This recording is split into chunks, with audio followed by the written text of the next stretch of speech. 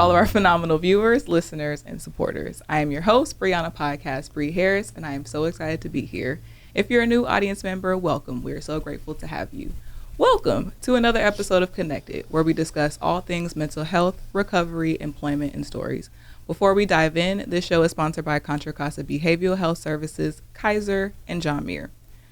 Our guest today is Karen Beckles, a Reiki Master who's experienced a life-changing journey from a career with the Federal Bureau of Prisons to finding healing through the power of Reiki. Karen has dedicated herself to a demanding and high-stress career, which led her to a major wake-up call, a heart attack. This was a turning point that led her to retirement.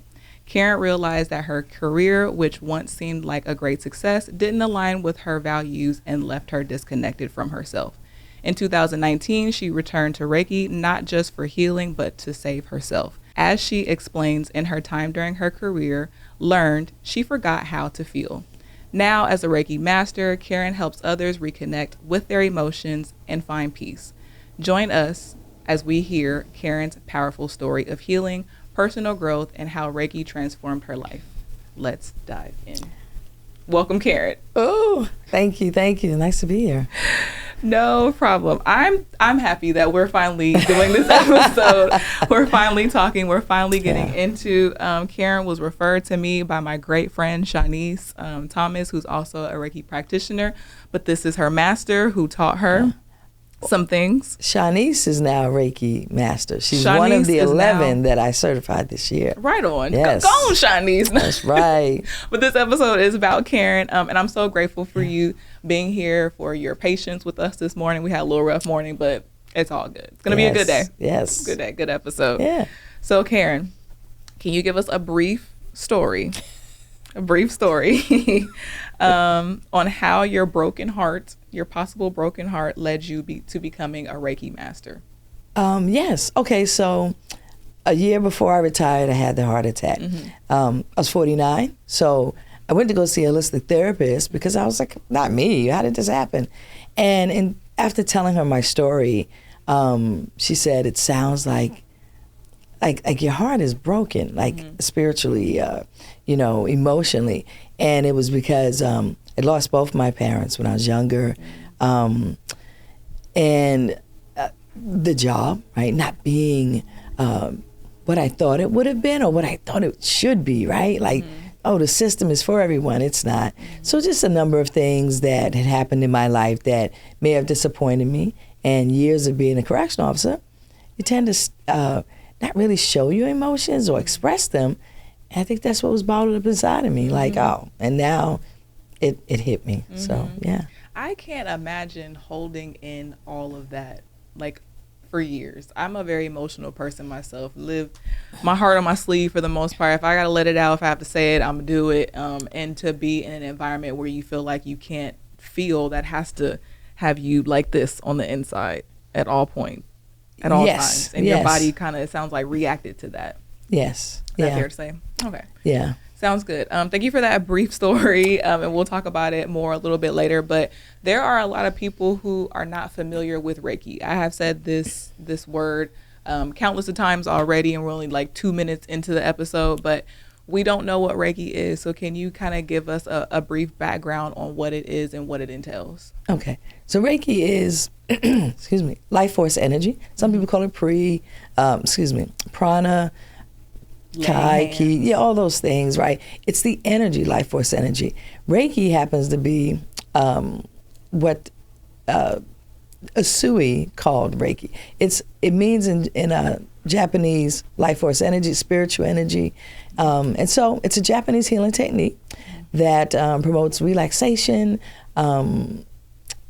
deep relaxation, calmness, peace, and it's by hovering your hands over someone and allowing the energy to flow, just unblocking stagnant energy, dissolving the stagnant energy. So it just helps to let Reiki flow. Yeah. And it's, if you are not really too in tune with spirituality, it would be kind of hard to conceptualize what the energy flow is. And so we ourselves as humans, as trees, as all living things have energy and they require energy. And so when that energy is stagnant, certain things can come up, such as a heart attack. And so what Miss Karen does here is that she unblocks that, like she says. Is that fair to?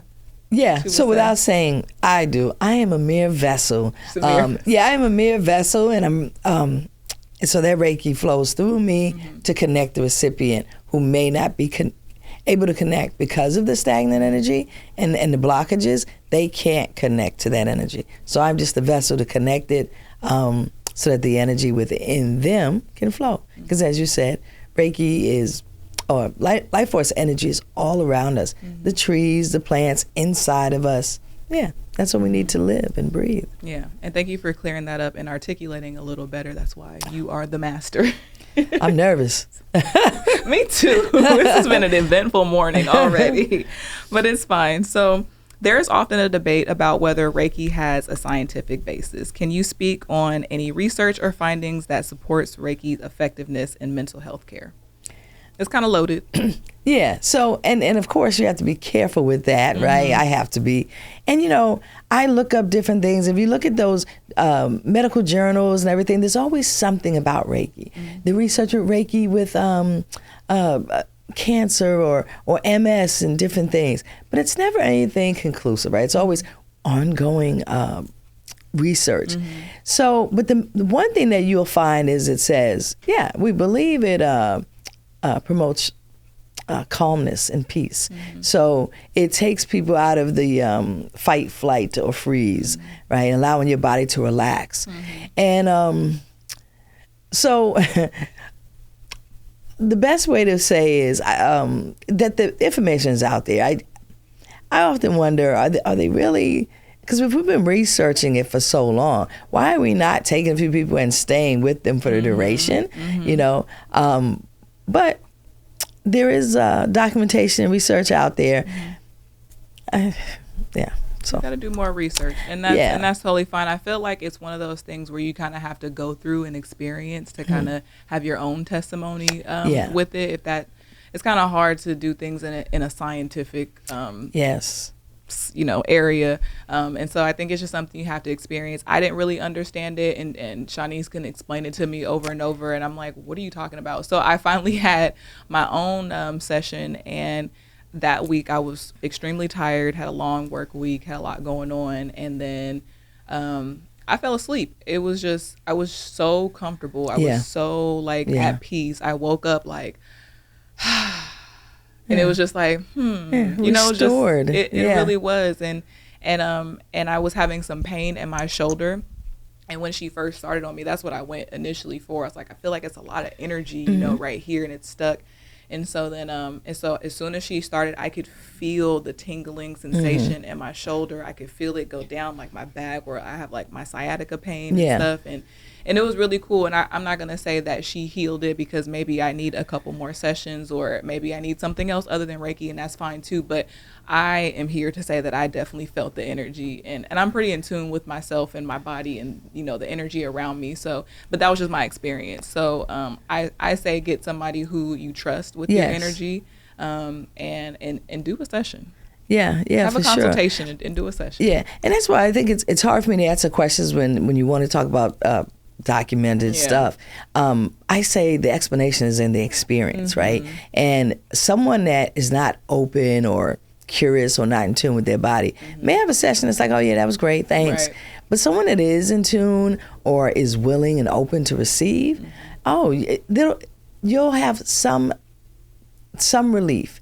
Now, you said about your shoulder, right? Now, you may have had some relief there, but Reiki also do what it do. Reiki goes where it's needed to go, where you need it most. And it sounds like what you needed mostly was rest. And so, of course, you do that, and then your body is in a healing mode, right? And just to answer your other thing, one session is like, one session is deep relaxation.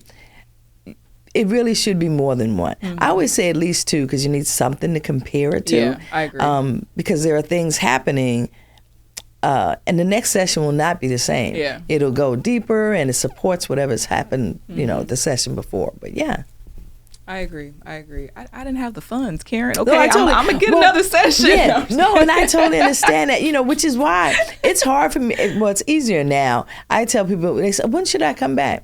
Like when you feel out of balance, when someone, when you think about finances, if you didn't have anything to worry about finances, oh my goodness, if you can come weekly for like the first 4 times, your life has changed. And they just kind of tap in every so often. But, I totally get it. I do get it. I ain't got it. I want to support my friend, but yeah. You just come and just you had that session. Cool. At least now you can be like, oh yeah, I know what it's like.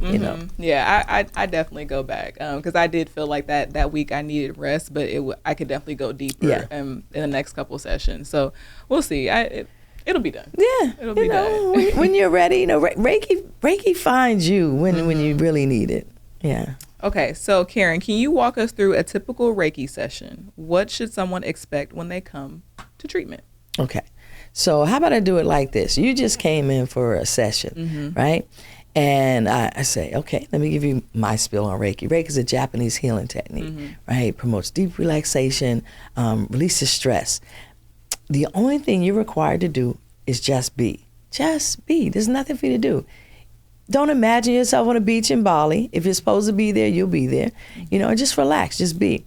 What could you experience? You could experience a warm sensation, a cool sensation, tingly feeling, a prickly feeling. It could be like what do you call it? Like a spasm type of thing. I look at that like things are twisted up and then it kind of spurts through. So I just tell them, just relax. You could feel these things. I'm not saying to tune in, but just be aware, light awareness, allowing yourself to just be. You could see colors or nothing at all. You could have memories or dreams, if you will, or nothing at all. And then I let them know I'm going to be moving around the table, light touch or no touch. And when I do it now, I very rarely come into contact with people now, mainly the awe of it all. I like being able to say, yeah, I never even came into contact with you.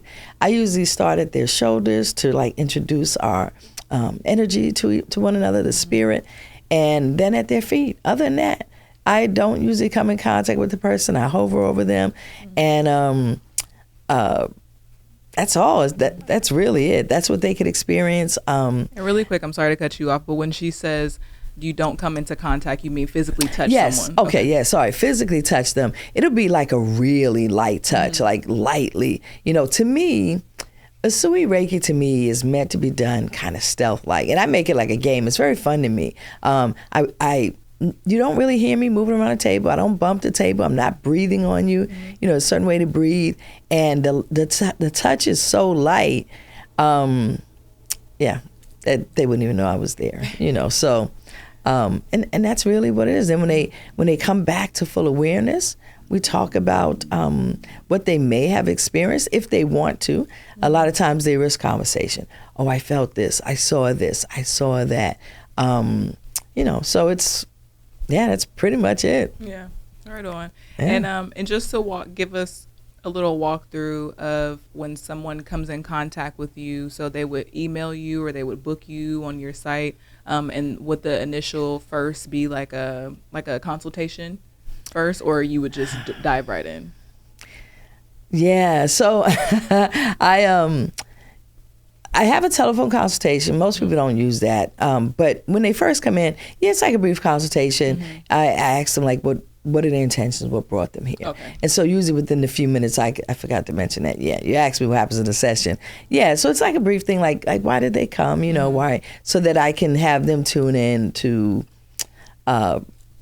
this session. Some people it's like, oh, it was a gift. And then I might kind of get them prepared a little more for that gift, but yeah, I forgot to mention that. It's a little session beforehand. I'm very visual, so I like to paint the picture for myself and for our viewers and listeners. And so that's good. Like I know on Shanice's website, or I booked with her, and it was like, what's ailing you or what brought you here, so that she kind of knows ahead of time. So it's good to have those consultations and know that you're not just diving in there. Yeah. No, I do want to get it. And the other thing is because some people may not There are other reasons deeper why someone may come. And so I have to be able to ask the one question that I must ask people: do you want to feel better?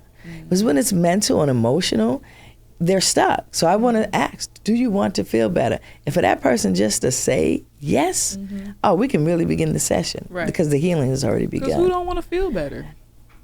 Okay, so that's really funny to say that. Some people don't want to feel better, and they don't realize that they don't. But it's that resistance to everything that could help them. Yeah, I agree. Thank you for clearing that up, because as soon as that came out of my mouth, I was like, no, not everybody does want to feel better. Right. And it sounds good to say I want to feel better, but knowing that you have to put in certain work to do it, and like you said, not be reluctant to the things that can help you, then it's just, it is what it is. You know? Yeah, exactly. It is what it is. So thank you, Karen. Yeah. So can you explain the concept of energy flow in the body and how blockages can affect mental health? And maybe we kind of talked about that earlier, but maybe if you want to touch on it a little bit more. Conventional medicine, you have different organs in your body. Eastern philosophy is based off of the chakra system, right? And so the chakra system is also associated with different organs in the body. So if we're all energy, and energy is within us, when it becomes stagnant due to stress or negative experiences in our life or bad thoughts, food. bad food, just all of that, then it becomes blocked. And that's when illness begins, or depression, all of those things. So if your energy is not flowing, then you're stuck. You don't see the solution with the problem. You don't see a way out. And so when you're dealing with the chakras, that's our energy centers. And if you can just kind of unblock those areas, then the energy moves through the rest of your body.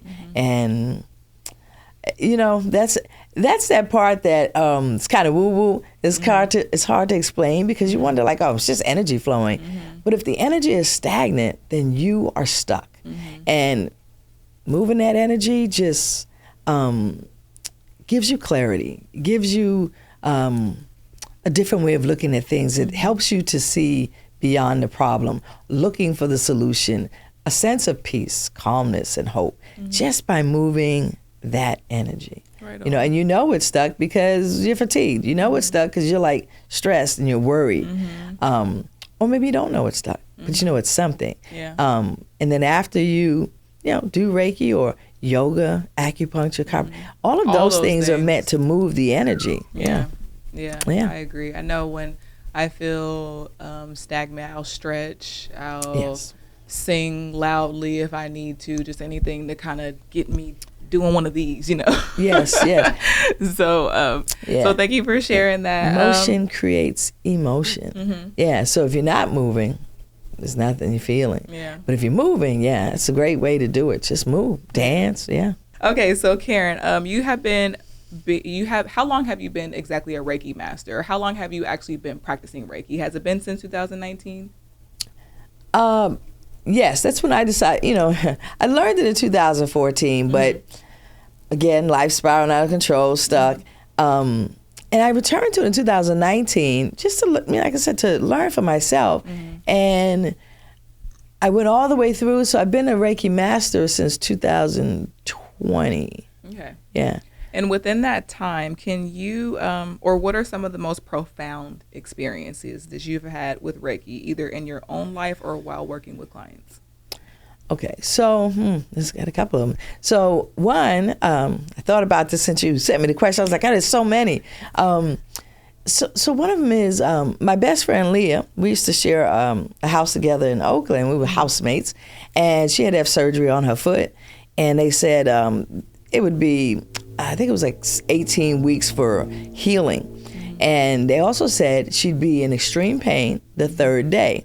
So I gave, and it was in a cast and everything, I gave Leah Reiki every day on her foot, 5 minutes, several times a day. She never experienced any pain, none. And it healed a little quicker. So that's one thing. And was able to move around. It was like nothing even bothered her. The other thing is, let's see. Oh my goodness, I'm going blank now that I just said that. Do you have a favorite? Oh, I do have one. So I had a guy come in, and I usually ask people, "Oh, how'd you find me?" It was someone I didn't know, and he says, and I'm going to take on his energy for a minute. He says, a friend of mine gifted this to me, you know.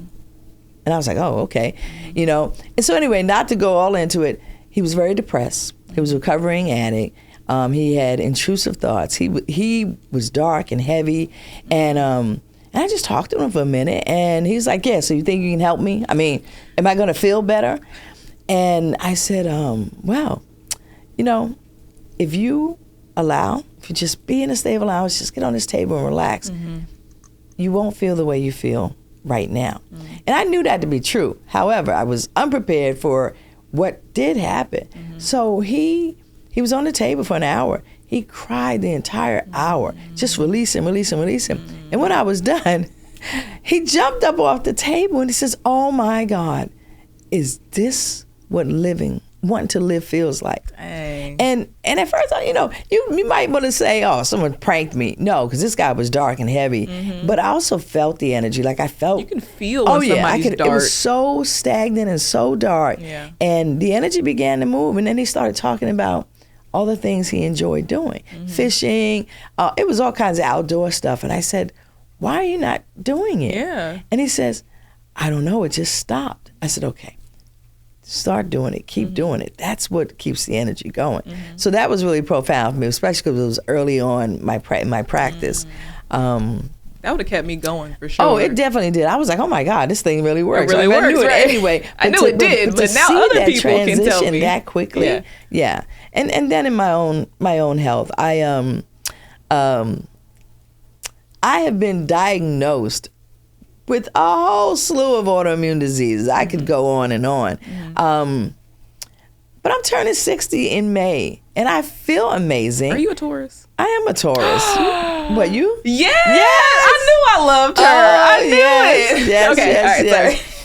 Yes. So, and I don't think I've ever felt as young as I do right now. Like first of all, I'm embracing age. I don't care. But I take care of myself with Reiki. So, not saying I wake up like this every morning, I don't. But when I don't, I give myself Reiki, I take a moment, and I'm back. Yeah. Like I know how to get back into balance with myself.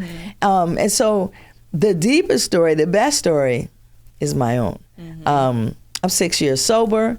Congratulations. Thank you. I'm 8 years not smoking cigarettes. That's what I'm talking about. Oh my goodness. I mean, go on, Karen. Oh yeah. I mean, and every so often there's it's like, oh, I feel like the Tin Man and maybe get some oil. But other than that, I feel really good. And emotionally, but you already mentioned some technical difficulties this morning. I'm not worried about. I mean, life is life. Life is life, I'm here in the moment, enjoying every moment. Those little things don't. Whereas before, being a correction officer, it was a lot. Right on. I love those stories and those testimonies. Karen, what's next for you? Before we wrap up this episode, what's next? Oh, what's not next? Right. Well, interestingly enough, I'm a Reiki Master teacher, but I'm so much more than that. And I realized recently that that's what people see, and I may be pigeonholing myself. Because there is more, because I don't just do Reiki. Like I'm a master certified life coach, and I've got skills that some people don't have, like from law enforcement. As I try to break into different institutions. So my goal is to help people reimagine institutional wellness, and that's all institutions, and to help them with wellness, right? And when I say Reiki, some people are like, oh, we don't need Reiki. What's that? Oh, I bring so much more than that. As a correction officer, I've also, I've seen life. I've seen death. I've been there when they called the time of death. I've been there when it was a birth, I've responded to emergencies. I've dealt with some knuckleheaded people, right? So I'm really pulling it all together now. And not that it's a bad thing, but I'm more than a Reiki Master teacher. And that's okay. I am. I can really help bring people back to their true selves, to show up in whatever institution better people, more regulated emotionally, you know. So what's next? What's not next? You know, I'm revamping my certification program to be something. I just finished it too, but now I'm renaming it because the bonus would be that you learn Reiki. There's more to it than that, you know. So right on, Karen. Well, before we end this episode, is there any lasting things you want to let us know? Anything you want to tell us? Anything that's on your heart that you want to get out? Where can people find you? Where can people book you? Let us know, Karen. Okay, well, I'm on Instagram, The Funky Truth. Underscore. The funky underscore truth. And what that means is, it means the good, the bad, the ugly. And it's the just life. And the funky, right? It's just life. It's you being who you are, I'm who I am, and it's okay, you know. I have a website, thefunkytruthhealing.com, and, you know, still kind of getting a life of its own, but there's some information on it about me, my the services I provide. What else? Oh, I'm coming up with a YouTube channel. I have to start telling my story. I've got a story that I want to share. You know, I feel like all these years have been absorbing everything like a sponge. It's time to wring it out. You know, owning this wisdom within me and wanting to share it with other people so that so they can be more inspired of themselves and be inspired. Well, Karen, this has been a great episode. Thank you so much. I'm so happy that I was able to meet you and interview you, and I wish you the best. I appreciate it. Thank you for having me. Thank you so much. I appreciate it. My fellow Taurus sister. Oh, yes. Oh, my goodness. That's so awesome. See you guys later. Thank you. Bye. Bye.